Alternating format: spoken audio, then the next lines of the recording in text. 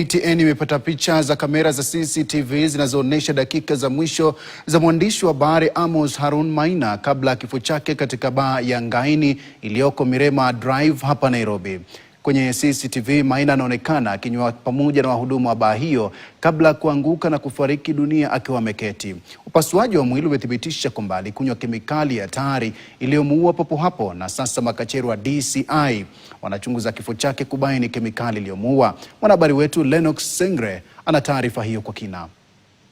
Msururu wa matukio uliopelekea kifo cha kutatanisha cha mwanahabari Amos Harun Maina kwenye klabu ya Ngaine eneo la Mirema Drive unaanza saa 10:18 jioni siku ya Jumapili. CCTV inaonyesha akiingia kwenye kilabu na kuelekea meza alikoketi mwanadada na mwanaume. Anasalimiana nao kwa mkono kisha anaelekea meza nyingine. Saa 10:30 jioni anaungana na wateja wengine na kunywa nao pamoja. Saa 10:54 jioni mwanadada mmoja anaungana naye.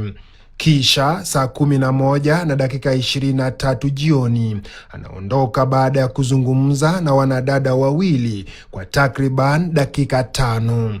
Katika mazungumzo haya haonekani akinywa chochote.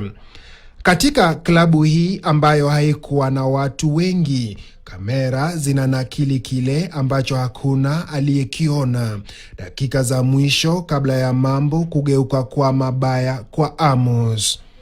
Saa 1:47 usiku Amos anaitisha kinywaji. Saa 2:01 usiku Amos, aliyekuwa mwenye nguvu na mchangamfu, ghafla analala na kujiegemeza mezani. Anabaki katika hali hiyo kwa takriban saa 1 hadi saa 3 usiku. Saa 3:13 usiku anapata fahamu. Saa 3:19 anamuita mtu kwa kinywaji. Saa inayobadilisha hatma yake inakuja saa 3:22 usiku. Ghafla shingo ya Amos inateleza nyuma na kuanguka.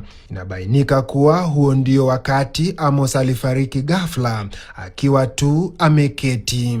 Saa 3:23 usiku mhudumu anajaribu kumsaidia kumlaza mezani bila kufahamu kwamba tayari alikuwa amefariki. Saa 3:34 usiku yule mwanadada aliyekuwa naye, yule aliyemletea kinywaji, anarudi na mwanaume mwingine kumwangalia.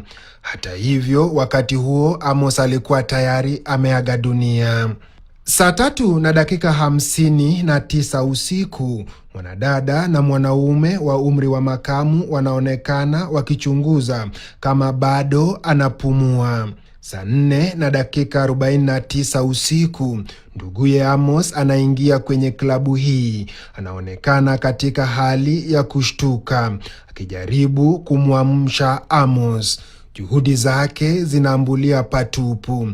Anahangaika kumuinua kutoka kwenye kiti, ila hapa Amos alikuwa ameaga karibu saa 1:30 iliyopita. Saa 5:02 usiku mke wa Amos anaingia katika klabu ya Ngaine. Saa 5:08 usiku mwili wake unatolewa nje ya klabu na kaka yake na kusaidiwa na mtu mwingine.